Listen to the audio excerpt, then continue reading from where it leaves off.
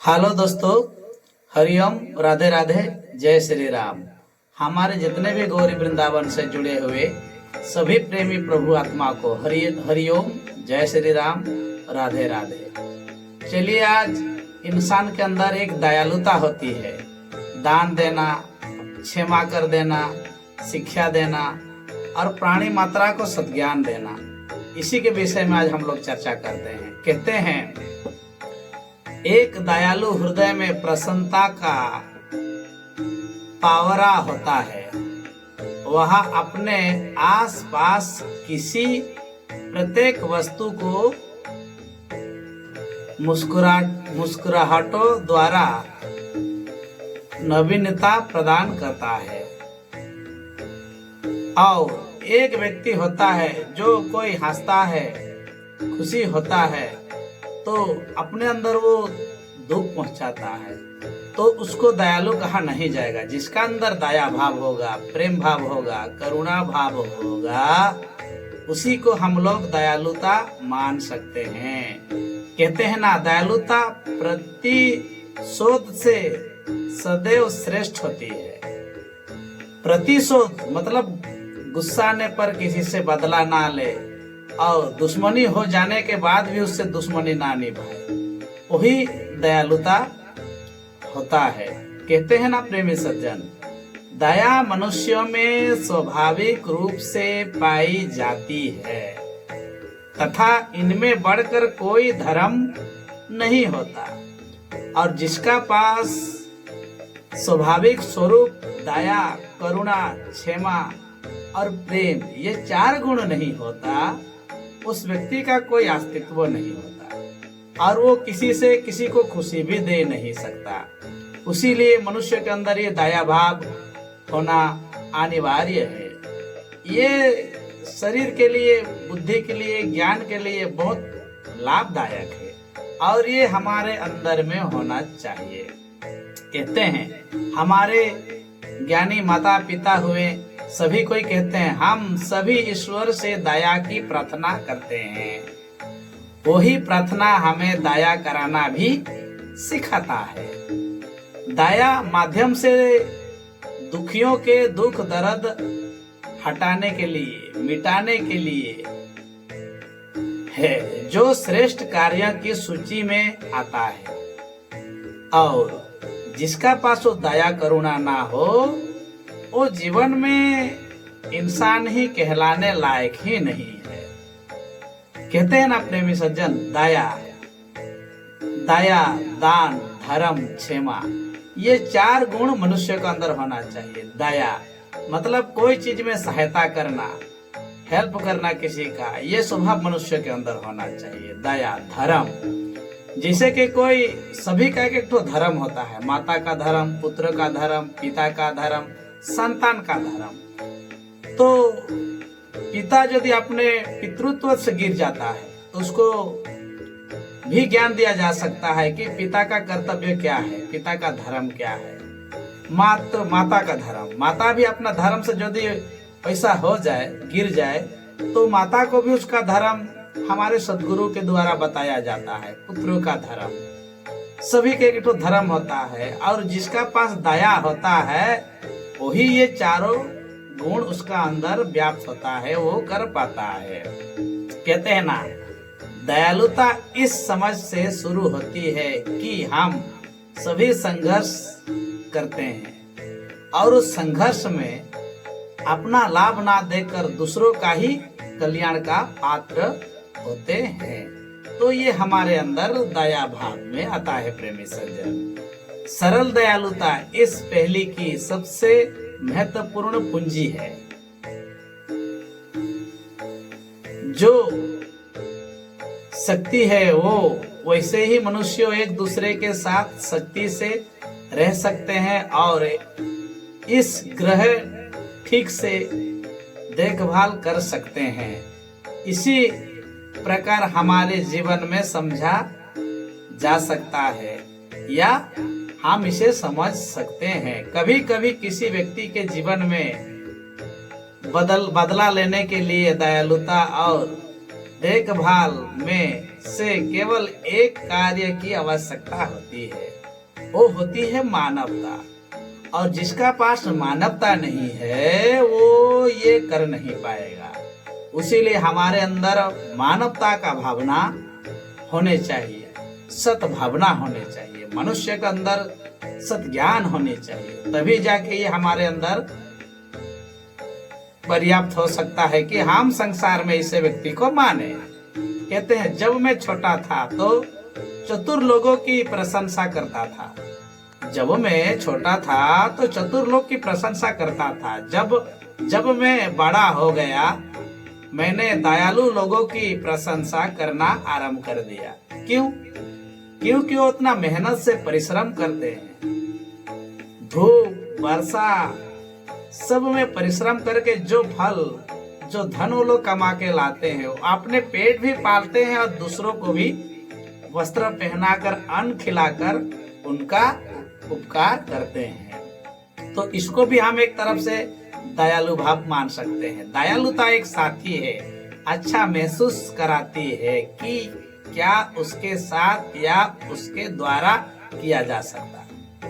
प्रेमी सज्जन, जो केवल दया से प्रेरित होकर सेवा करते हैं उन्हें संशय सुख की प्राप्ति होती है, और जो दया परमात्मा की निजी गुण है और लौकिक शक्ति उस समय ईश्वर तुल्य मालूम होती है जब वो न्याय में दया का प्रमाणित स्रोत होता है। तो इस प्रकार मनुष्य के अंदर वो चीज होनी चाहिए। दया खोज में सभी के हाथ जोड़े हो जाते हैं। दया करनी पड़े तो उठे हुए हाथ कान पर रख लिया जाते हैं। दया से जो भरा हृदय सबसे बड़ी दौलत है। दुनिया में दौलत तो नीच व्यक्तियों के पास भी होती है, किंतु जो इसका उपयोग सदुपयोग और अच्छा कार्य में जो करते हैं उन्हीं का जीवन कल्याणमय होता है, उन्हीं का जीवन सार्थक होता है। और कहते हैं दया करना ये साधारण इंसान के वश की बात नहीं है। प्रेमी सज्जन, दया हर एक पशु में होती है, पक्षी में होती है, जीवचर में होती है, जलचर में होती है, वृक्ष में होती है, गंगा में होती है, धरती माता में होती है, सूरज में होती है। तो इसी प्रकार हमारे इंसान के अंदर भी होनी चाहिए। ये मानवता की प्रमाणित है और यही सत्यता मानवता है। कहते हैं प्रेमी सज्जन, शब्दों में दयालुता आत्मविश्वास पैदा करती है और सोच में दयालुता गहराई पैदा करती है। ये दोनों में दयालुता प्यार पैदा करती है, वही सबसे महान होती है।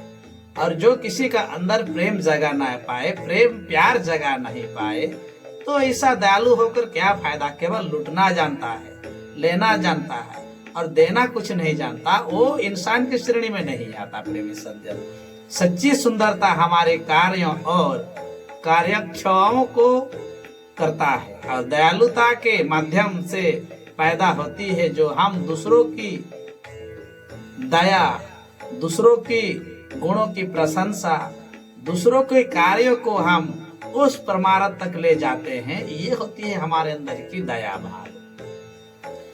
एक अच्छे इंसान को जीवन का सबसे अच्छा हिस्सा दयालुता और प्रेम के अपने छोटे नामहीन अनियमित कृत्यों है, ऐसा माना जाता है।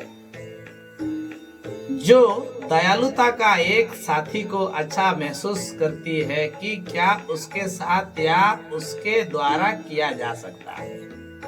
प्रेमी सज्जन, मैं मानता हूं मेरे जीवन में कि जिसका पास दया का काम में बड़ा विश्वास रखता है, चाहे वो कितना भी छोटा क्यों ना हो, वो ईश्वर के दृष्टि में, मानव की दृष्टि में वो महान हो जाता है। तो इस प्रकार का हमारे अंदर भाव होना चाहिए और वैसा कार्य करना चाहिए। दया के सम्मुख जैसे धृष्टता का नाश हो जाता है, वैसे ही प्रेम और उदार सहानुभूति के सम्मुख बुरे मानविकारों का भी नाश हो जाता है। कहते हैं हमारे संत महापुरुष, अपने विनाश की ओर जाने वाले शत्रु को भी सज्जन सावधान करने की दयालुता प्रदान करते हैं, जो कि वो बुरा रास्ता छोड़कर सतमार्ग में आ जाए, है ना। जैसे चंद्रमा चंडाल के घर भी रोशनी देता है, वैसे ही सज्जन महापुरुष गुणाहीन प्राणियों पर भी दया करते हैं। तो इस प्रकार का भाव हमारे अंदर होना चाहिए। कहा जाता है दया बुद्धिमान से भी ज्यादा महत्वपूर्ण है और इसकी पहचान बुद्धिमान होने की शुरुआत है। कहते हैं एक छोटा सा विचार और एक छोटी सी दयालुता अक्सर बहुत ज्यादा धन से भी ज्यादा गिनती होती है। धन दौलत सोना चांदी रुपया आपके पास भर जाए, किंतु ये दया भाव ना हो तो आपका अंदर कोई काम नहीं आता। बुद्धिमान व्यक्ति अपने स्वयं की दौलत को बचा कर नहीं रखते हैं। जितना अधिक वो दूसरों को देते जाते हैं, उतना ही अधिक अपने स्वयं के लिए भी पा लेते हैं। कहते हैं सत्य वह अगाध परमानंद है जो हमारे प्रतिदिन के जीवन में संतोष होना और उसी के सुख शांति को लोगों के साथ में बांटना सिखाता है। और निम्रता और दयालुता हमारे घर के धरती पर एक स्वर्ग बना देती है और उज्जवल पुरुष के लिए दया करना ही महान धर्म होता है और इससे बढ़कर कोई संसार में धर्म नहीं होता। जिनमें दया नहीं होती है उनमें कोई सद्गुण नहीं होता। और दयालु बनो, हर एक व्यक्ति कठिन लड़ाई लड़ रहा है, उसको भी आप संसार में अच्छे संस्कार, अच्छा गुण, अच्छा मार्ग, अच्छा चरित्र का बनाए। ये हमारा अंदर का भावना में होती है प्रेमी सज्जन।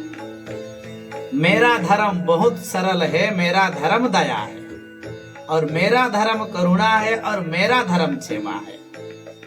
तो ये भाव हमारे अंदर रखना चाहिए। दयालुता अन्य लोगों को जीवित प्राणियों के प्रति विचारशील, दयालु और सहानुभूति होने का कार्य करता है और हमारे अंदर जो प्रेम की, भक्ति की, दया की और धर्म की जो हमारे अंदर ज्ञान होता है, इसको हम सही ज्ञान, सही जगह, सही मार्ग में हम लगाएं। जैसे गंगा एक ऐसा धारा है जो गंदगी को भी धोता है और पवित्र को भी संतुष्ट करता है और अशुद्ध को भी शुद्ध करता है।